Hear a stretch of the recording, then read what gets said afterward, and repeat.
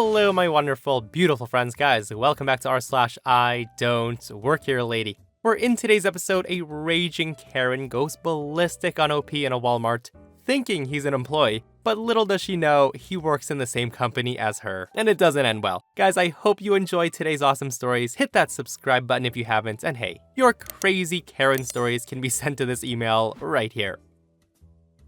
So this story happened many years ago when there was a Supercuts in my hometown. Now for those who don't know what Supercuts is, it's a chain store offering haircuts. Their phone number and ours were almost exactly alike, except their last digit was different from ours. Now our phone number had the same 3 digits in a row at the end. Think like 333, 777, etc. While theirs was 2 of the same digits and then a 0, so 330, 770. You get the idea.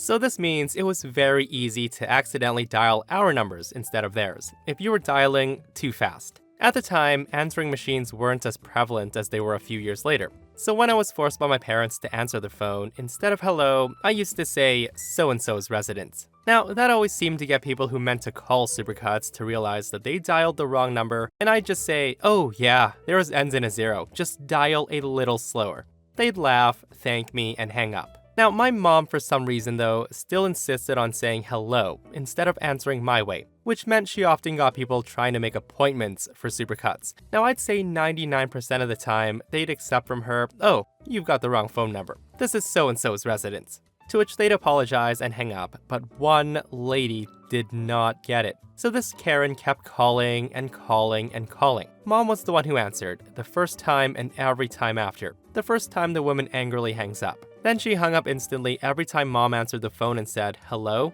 So finally, after what must have been a good 10 or 15 minutes of calling our house, she then yells at my mom, hey, would you stop picking up the damn phone? I'm trying to call Supercuts. So we got an answering machine not long after, and a couple of years later, Supercuts shut down that location, so we stopped getting calls for them. I know, not the most dramatic story compared to some on here, but I thought I'd share this old childhood memory. I hope you all have a nice Karen-free day. Like, what in the world, guys? Stop picking up the phone. I'm trying to call Supercuts. Like, does this woman know how dialing a phone number works? Okay, so a lot of people are wondering if this woman was like 90 years old or something. Because a lot of people are saying in the comments that she might have been around when party lines were a thing back then. And she just got super confused. So for all of you that don't know what a party line is, it was basically an internet chat room. But you used your landline phone and basically hoped that someone was on the other line to talk to. What a crazy concept.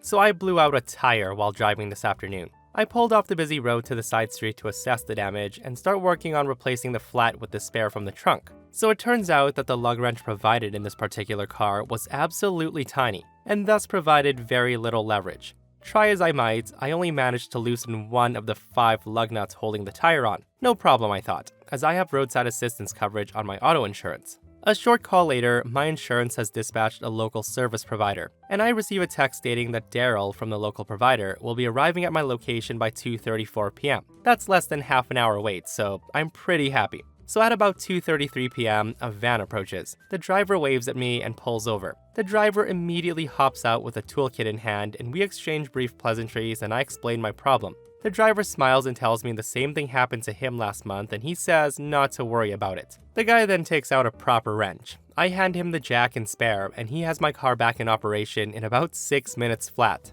It was at this point when the conversation gets a bit muddled. I asked him if he needs anything from me like a signature or something to ensure he gets paid. And he responds, oh, no, money's not necessary. Now I tried to clarify my question, and I explained that I have roadside assistance on my policy, and that the insurer got him dispatched to me and I think they'll pay his employer for the service call. And his response was, oh, no one dispatched me. I was just driving by and thought you could use some help.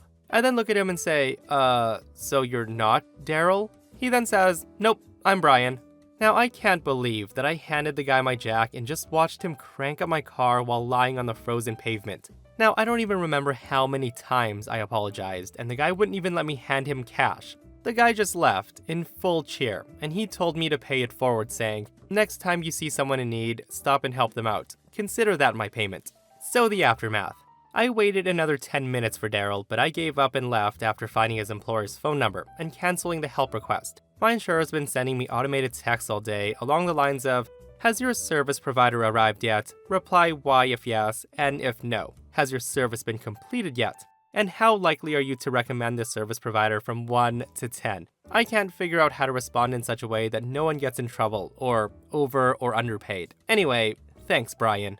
Guys, I absolutely love the stories where humans help other humans. So nice, right? Like in a world where you never ever know what's gonna happen, and with all the crazy people out there, a lot of people often think twice about lending a helping hand. And guys, we definitely need more Brians in this world and a lot less Karens. So this person says, I actually work in roadside assistance. This happens very often, and it's shocking how many times it happens while people are on the phone with me. One of the few things that actually restores my faith in humanity rather than depleting it. Love it every time I get a chance to cancel an order because a random stranger helps out another random stranger. Ain't that the truth, guys? So a little bit of background. I've been working at a large company for a little over a year. This company offers an online service to anyone willing to pay. I started off in the customer service department, and I was taking calls from non-military and non-business customers. So while my department didn't deal with any sensitive information, my call center was still located in the company's secure facility, located in the middle of nowhere. The daily commute was long, but there was never any traffic, so it wasn't bad. The nearest town is about 30 minutes away along the highway, which is where I live. And while it's not a huge town, it's big enough to contain a Walmart. So at the time of the story, I had just moved over to the information security department, in an entry-level position.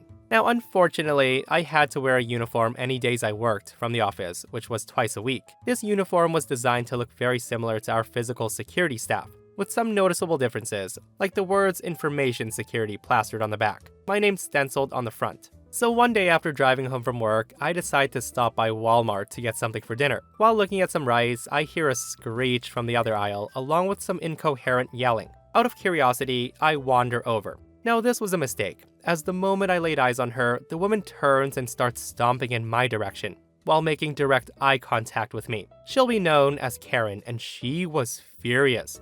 I didn't have long, but I managed to size up the situation. The last thing I noticed before the yelling was the ID around her neck. It was a very unique ID, which contained her name, a photo, a unique number assigned to her, and a dumb-looking anti-photocopy holographic security animal thing. I had an almost identical one in my pocket, only with my information. So Karen, with dilated pupils, slightly shaky hands, and a punctuation-less vocabulary, attempted to explain to me that store employee so-and-so was extremely rude. He threatened to harm her and refused to get her cigarettes. Karen further explained at about 90 decibels that she wants the store employee fired and arrested for assault. Without missing a beat, she then starts demanding that I pay attention to her. I was in fact looking around us, first trying to see if we were in line of sight of the store cameras, also trying to see if there were any witnesses down the aisle, and trying to keep track of store employees' movements. I then take a deep breath. I then put both hands in my pockets and then stare down at Karen with as much anger as I can muster, which causes her to freeze momentarily. With one hand, I grab my phone in my pocket, double tap the power button, very carefully swiping across the screen, and then pressing the volume down button. Those who are familiar with Android will recognize that I just started recording a video on my phone. So after I hear my phone beep, I take both hands out of my pocket, leaving the phone behind. With a placating gesture, I beg forgiveness of Karen, and ask her to calmly repeat what she said to me. Karen, as if she was swimming through a sea of stupidity, sighs deeply and regales her tale of woe, this time with minor differences to details, such as the store employee really assaulting her, instead of just threatening to do so. At this point, the store employee leaves the aisle and I lose track of her. The following conversation ensues. Karen looks at me and says, "Well, what are you gonna do about it?" I say to her, I apologize, however, I'm not gonna do anything about this. I highly recommend you go talk to the store manager. Hearing this, Karen gets angry and says, "What? I demand you arrest that store employee now. I want to press charges." I tell her, unfortunately, I am not law enforcement. I can't arrest anyone. I recommend you speak to the store manager, or go to the security out front. Karen then tells me, "Fine, go get your manager and bring him to me." I say to her, "Ma'am, I feel like there's been some sort of miscommunication here. I'd like to take this moment to inform you that I do not work here. I work at the same company you do, actually. Now, please..." She then interrupts me and says, "That's a load of crap. I recognize your uniform. You are security. It says right there." She then points to the word security just above my name on the front of my shirt. She then screams at me to get the manager, or she'll have me fired too. I then say to her, "Ma'am, may I please have your name and your ID number?" Now at this point, I've already memorized her ID number. It's only 6 digits long. and I've seen her first name. However, her last name was obscenely long, likely a foreign name. Karen then looks confused. She takes her ID and stuffs it into her blouse, hiding it from my view. She starts to sputter in confusion and rage, and that's when I feel a tap on my shoulder. I turn around to see an older gentleman with the store employee behind him. A quick glance tells me that he's the store manager, who shall be known as store manager. He asked me, "What's going on here?" Karen screams, "I want both of them fired and arrested. They both assaulted me." At this point, Karen then goes on an incomprehensible tirade, suggesting that I and the store employee had teamed up on her and did something to her. While she was yelling, I could see the store manager wanting to interject. I put up my hand to stop him, made a motion indicating that we should let Karen finish. When there was a noticeable gap in the auditory assault, I took the opportunity to ask the store manager to speak with him, and also the store employee, alone.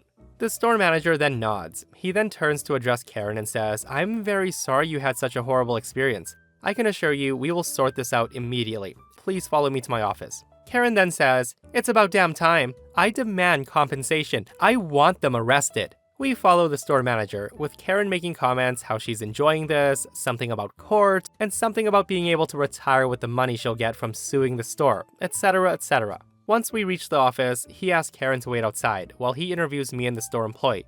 We're quickly ushered into his office and the door closes, just as Karen starts to object. I immediately apologize to the store manager, explaining that Karen works at the same company I do, and I fully plan on reporting her to HR for this. Although what she does off the clock is her business, I personally think I could make a case against her for verbally assaulting me.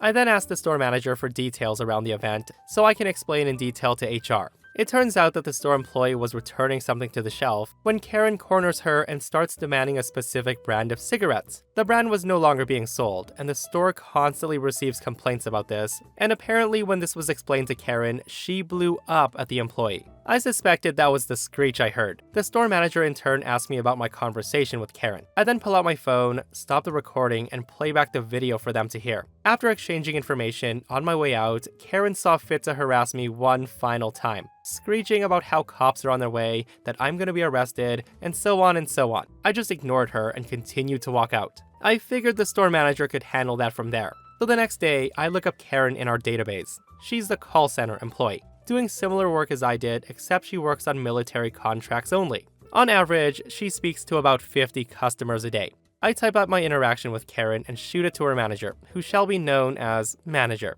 I then send off a similar email to HR, only this time I included a copy of my own recording. While waiting for a response, I receive an email from the store manager. He outlined events that took place after my departure. It turns out Karen called the cops while waiting outside the manager's office. When they arrived, they spoke to Karen outside and spoke to the store manager. They didn't really explain to the store manager, as he was quick to show them the surveillance video, which appears to have answered all their questions. The cops then left the store, and the store manager didn't see Karen again that night, so he was unsure what happened. Later on, Karen's manager responds to my email, explaining that this does not surprise her. Karen's been one of those trouble employees for a little while now. Multiple write-ups, documented recordings where Karen starts yelling at customers unprovoked. And the most recent event was only a few days prior. I send an updated email to HR with my new findings. Given my role and the scope of my position, I can no longer do any more digging into Karen without approval from HR. I then voice my concerns to HR about the potential risk that Karen poses to the company. I don't hear back from HR until the end of the workday, where I'm invited to a meeting with them. That day, I'm working from home, so I have to join the meeting remotely. We have 3 conference rooms with large TVs and cameras, one of which was reserved by HR for this incident. I join the meeting, knowing my face is plastered all over the wall every time I speak. The meeting starts with HR clarifying some facts with me and the manager. We go over my own recordings and review the written statement from the store employee. HR then determines that Karen's employment needs to be terminated. The manager is in agreement, given Karen's history. However, the manager would like additional time to find a replacement. HR and my manager ask for my input, for which I have none. This is not within scope of my job. However, I feel the need to stay involved, to cut off her access at a moment's notice to limit retaliation opportunities. The manager and HR go back and forth for a while until the meeting's almost over, when the manager agrees to let Karen go immediately. Karen's then called into the meeting. She's silent and meek as she takes her seat. The manager asked if she knows why she's here. All of a sudden, Karen burst into tears, exclaiming that that guy was so rude and obscene to her that she just couldn't take it anymore, and that's why she yelled at him. Now, hearing that, I'm confused, and I see the same thing on HR's face. However, the manager appears to understand. The manager asks some questions, and it becomes clear that Karen's talking about a bad phone call that she received earlier that morning. Now, I'm not in any hurry, so I just sit back and let the manager run the show. The manager plays a phone recording where we can clearly hear a very rude customer cussing out Karen. Karen is immediately rude back, and the call ends with Karen hanging up on the customer saying, "Get a life." The manager then explains that due to her anger issues and a history of not improving, that she's so sorry she has to let Karen go. Now, that was my sign to turn off all of her access. The good news is, Karen didn't have access to a whole lot, so kicking her out of our systems was quick and easy. While I was working on this, HR and manager explained the severance package and so on. But then something happened to grab Karen's attention. Now, I'm honestly not sure what happened, but I think I unmuted my microphone or something, because all of a sudden, Karen was staring up at the TV, where I can only assume she saw my face. I then hear a halt in conversation, and I turn to look at the screen, which is when I see Karen staring right at me. At first she looked confused, and then that quickly turned into a smirk, which was rapidly replaced with a look of horror. She then stands up, points at the screen, and demands that I be arrested, claiming that I assaulted her at Walmart the night prior, and that it wasn't her fault. Breaking down into tears, she starts repeating, "Keep him away from me." I then speak up and ask if HR or manager would like me to call physical security. HR thanks me and tells me they can handle it, and then asks me to leave the meeting. Unfortunately, I don't know what happened after I left the meeting, so I don't have a juicy ending here. Just that Karen lost her job and she might have been escorted to the gates of the complex. Guys, what a crazy story, and honestly, it sounds like she would have lost her job sooner or later. Now, I don't know where OP works, but a lot of people are saying that many companies do have clauses in their employment contract that state if you're displaying anything that marks you as an employee of that company, that company can hold you responsible for any actions you do outside of work, because you'd still be representing that company. So what can we take away from this story? If you're gonna throw a tantrum in Walmart or anywhere else in public, at least hide where you work.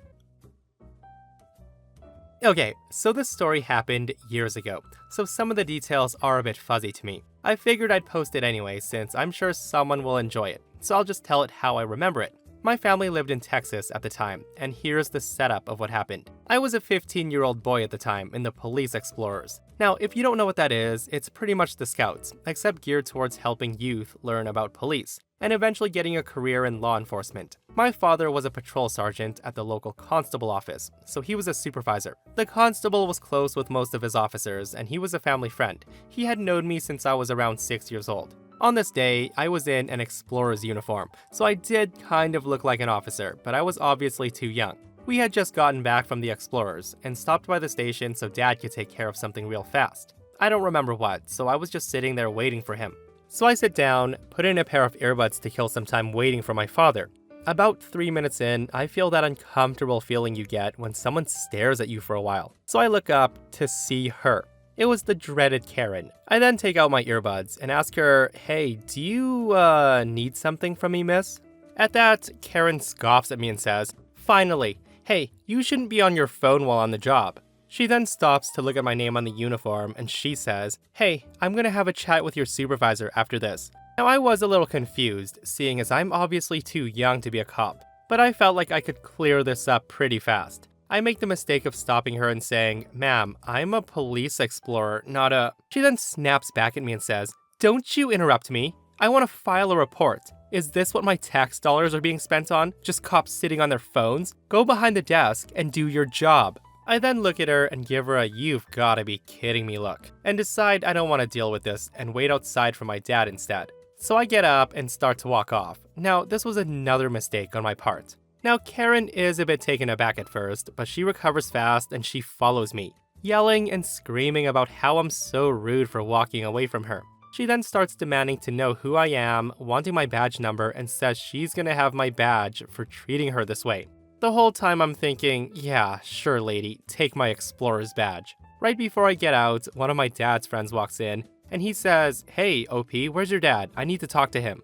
So of course, the instant he shows up, Karen jumps on the poor cop and starts going off about how I wasn't doing my job, how I was rude to her, blah blah blah blah. The cop then stops her and says, "Ma'am, this young man isn't an officer, he's a police explorer." Hearing that, Karen stops and tries to process what he says, and she fails to do so. Maybe she doesn't know what an explorer is. She then says, "It's his job to help me. Do you know who I am? I need to file a police report." The cop decided to drop trying to explain what a police explorer was and just decided to defuse the situation. He then tells Karen, no, I don't know who you are. Ma'am, look, if you have a problem or concern, you should go to the front desk. They should be able to help you better. At this point, this is obviously causing a scene, and another one of my dad's coworkers pulls beside me as Cop 1 tries to deal with her. He says to me, OP, what's going on here? I tell her, well, I was sitting here waiting for my dad, and this lady, gesturing towards Karen, starts going off on me for being rude and not doing my job. She then looks at me, then back over to Karen, and she says, OP, I'm sure he'll take care of this. Do you want to wait in the back for your dad? I say yes and follow her to the back. A few minutes later, my dad comes out and sees me sitting in the back waiting for him with cop number 2. He then says, hey cop 2, what's OP doing back here? Did something happen? She tells him, yeah, there's a woman up front harassing him, so I took him back here to wait. My father then talked to her and says he'll take care of it. He then walks off to let the constable know about the disturbance up front, and to not worry about it. He then comes back a few minutes later. He took me up front to leave, and the woman saw me and my father about to walk out, and she makes a beeline towards us, completely blowing off the first cop as she did. Karen then marches up to my dad and says, excuse me, are you a supervisor? Now my father, who literally towers over her, looks down at Karen and says, yes, do you need something, miss? Karen says, yes, I would like to have a talk with you about this officer's attitude. My father looked down to me, and I nod to him as if to say, yeah, this is her. My dad was about to have a talk with her, but then the commanding officer comes up front. The commanding officer then said in a booming voice, OP, come to my office now. At this point, I look up at my dad, a little bit worried now, and he says, go ahead. He gently pushed me in the commanding officer's direction, so I walk over to him and follow him to his office. Karen then looks pleased, thinking I was in trouble, and then she turns back to my dad. Meanwhile, the commanding officer and I sit down in his office, and I looked at him confused. He then says to me, your dad told me what's going on. I don't want you to have to deal with her. My wife made some cookies. Would you like some? I tell him sure. I went ahead and took a few thanking him. We sat in the office for a few minutes, and then the commanding officer takes me out front. At this point, Karen seemed pretty upset, obviously because my dad talked her down. So I walk over to my father, and he went to talk with cop number 1 for a bit. Now, as this was happening, Karen decides to go talk to the commanding officer to start to complain. The commanding officer interrupts her and tells her how I was clearly a teenager and not a police officer. And even if I was an officer, that she was way out of line for treating his officers and me the way she did. And if she needed something, she should have gone to the front desk like everybody else. Now, I'm not sure what happened to her after that, as we left the station pretty quickly. Oh, silly Karen. Guys, I will admit, I'm very impressed that entitled Karens don't discriminate when it comes to giving out tongue lashings. Like, nobody is safe. I would never, ever dare talk to an officer like that. Officer, is this where my tax dollars are going? So you can sit on your phone and be useless and not do your job? Like, yeah, harassing an officer is definitely never on my list of things to do. And guys, I bet she was in there to file a false police report too, right? Like, guys, if you know, you know. You know how these Karens are. And that, my friends, brings us to another end of our /IDontWorkHereLady. Guys, I hope you enjoyed today's stories. If you did, hit that thumbs up. And if you missed the last episode on the channel, I'll link it right here. It's an r/entitled people story, where a guy basically sells OP his land and decides to steal it back. So go check it out if you haven't, and myself and Stevie Boy will see you guys in the next one. We love you.